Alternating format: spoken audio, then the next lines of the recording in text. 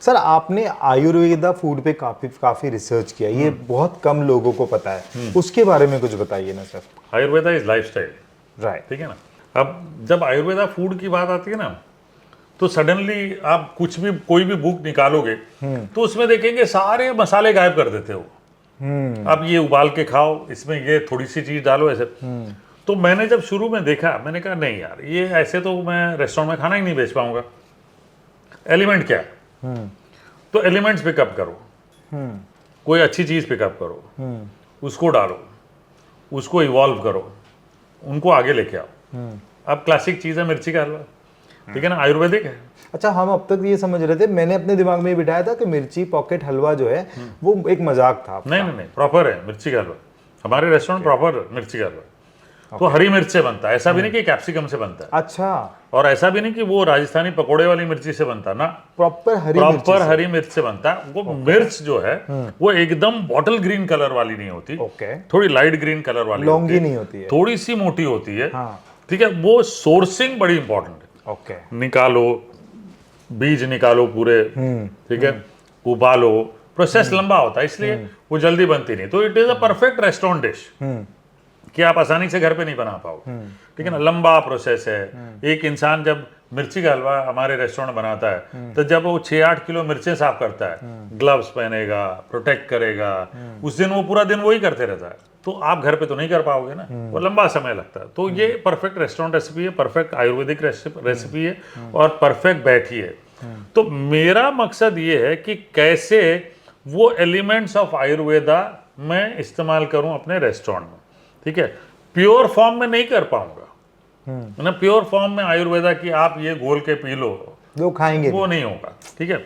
वैसे ही हमारे यहाँ गेहूं की खीर बनती है कारीगरी में, हाँ, जिसका नाम मैंने सुहाग रात वाली खीर रखा है। देखा, वेरी नॉटी मैन। तो आपने पूछा ही था ना, वो आपकी हंसी में वो नॉटीनेस दिखती है। तो ये वाली बात है, सुहाग रात वाली खीर। हाँ। तो ये सुहाग रात वाली खीर क्या है? ये अपन ये सुहागरात के पहले खानी है या बनाने के बाद खानी है? वो जब आपको सुहागरात बनाने की इच्छा हो तब खाओ। तो दूध कैंसल, खीर खाओ। जी बिल्कुल। हाँ, तो और ये डिश भी ऐसा नहीं, मैं ओपनली कहता हूँ, ये डिश अपर्णा ने के किचन से आई है। तो मेरे रेस्टोरेंट में ये एलिमेंट है कि we are honouring all the कारीगर्स from across the world and the country mostly, because Indian restaurant है जहाँ। तो हर जगह का एक एलिमेंट पिकअप किया, हर बड़े घराने का या कोई पुराना लेगेसी रेस्टोरेंट है या शॉप है जो एक ही चीज बेच रहा है या एक प्रोडक्ट बेच रहा था या एक कोई चीज बना रहा था, उसकी चीज हम यूज कर रहे हैं। तो वैसी चीजें हमने पूरे रेस्टोरेंट में रखी है। तो इसमें मेरे मदर्स के किचन से भी आती है, मेरे मदर इन लॉ के किचन से आती है, मेरी वाइफ की किचन से आती है और बहुत सारे लेगेसी रेस्टोरेंट से आती है, ठीक है ना। और मेरे टर्बंदर का जर्नी से भी है। ओके। तो अपर्णा के किचन से ये सुहाग रात वाली खीर है, वो गेहूं की खीर है स्पेसिफिक, बहुत चाव से बनाती है नाग पंचमी के टाइम पे, ठीक है ना। नाग को खिलाती है, ठीक है, ताकि वो बराबर रहे।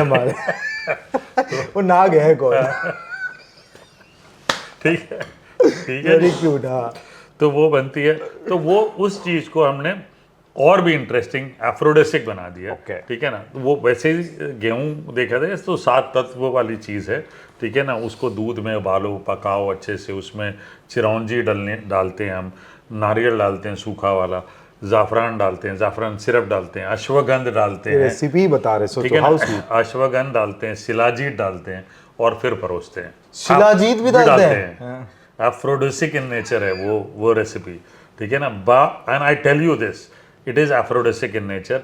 तो ये ऐसी एलिमेंट्स जो हैं जो आयुर्वेद की तरफ ले जाती है, तो मैं सिर्फ वहाँ से इंग्रेडिएंट्स या कुछ एलिमेंट्स पिकअप करता हूँ और अपने कुकिंग में डालता हूँ, क्योंकि प्योर फॉर्म आयुर्वेदा शायद मैं नहीं कर पाऊँ, क्योंकि वो रेस्टोरेंट टाइप नहीं होता, वो रेस्टोरेंट स्टाइल नहीं होगा, टेस्ट नहीं होगा। हाँ, आपको जो पुराने इंग्रेडिएंट्स एलिमेंट्स हैं वो सब है, वो बताने पड़ते हैं और लोगों को बताना भी पड़ता है। कि कई बार मैं ओपनली अपने सोशल मीडिया द्वारा बता देता हूँ कि आपने ये किया तो ये मत करिए, ये किया तो ये मत करिए, ये बहुत इंपॉर्टेंट है ये एलिमेंट्स, क्योंकि इतने रिस्ट्रिक्शंस है। अच्छा, आपने तो चलो रिसर्च किया है विद सम डॉक्टर्स और जो भी है, क्योंकि आपको अपने रेस्टोरेंट्स में या होटल्स में आपको उसको चलाना है। लेकिन बहुत सारे लोग हैं जो यूट्यूब चैनल खोल लेते हैं और सीधा यहाँ वहाँ के रेफरेंसेस लेकर बोलते हैं, which is really नहीं वो मतलब आप बोल तो सकते हैं, ऐसा कुछ नहीं कि किसी ने रोका नहीं है कुछ, लेकिन अगर उसको But हमारे- देखते हुए कोई अप्लाई करेगा जिसके पास मेडिकल कंडीशन है उसके लिए नुकसान हो जाएगा। जी, वो मुश्किल वाली बात हो जाती है। तो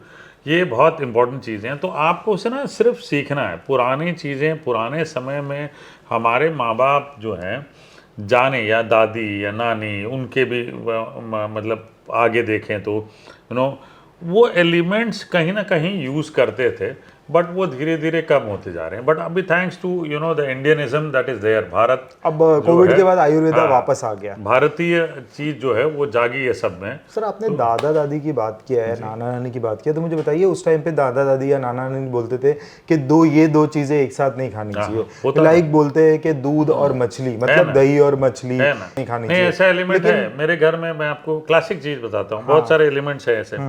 तो हमको ना, जैसा आजकल सब बोलते हैं कि दूध वाइट चीजें नहीं खानी चाहिए, हम लोग सब लैक्टोज इंटॉलरेंट है। नहीं है भाई, तुम जबरदस्ती बना रहे हो, तुम नहीं खा रहे हो, मतलब तुम जेनेटिकली अपने आप को चेंज कर रहे हो ताकि तुम्हारा बच्चा लैक्टोज इंटॉलरेंट होगा ही होगा, क्योंकि जिस कंडीशन में हम लोग बस हम लोग रह रहे हैं नहीं है वो एलिमेंट है ही नहीं। आप मत बोलिए कि बस दूध रात को दिया ही इसलिए आता था कि आपको अच्छी नींद आए, ठीक है। और रात को दूध देने के बाद जब आप सोते हो, जो भी एलिमेंट्स डाल के मम्मी बादाम साफरन अफरन डाल के देते, आपको नींद अच्छी के लिए देते थे, ठीक है।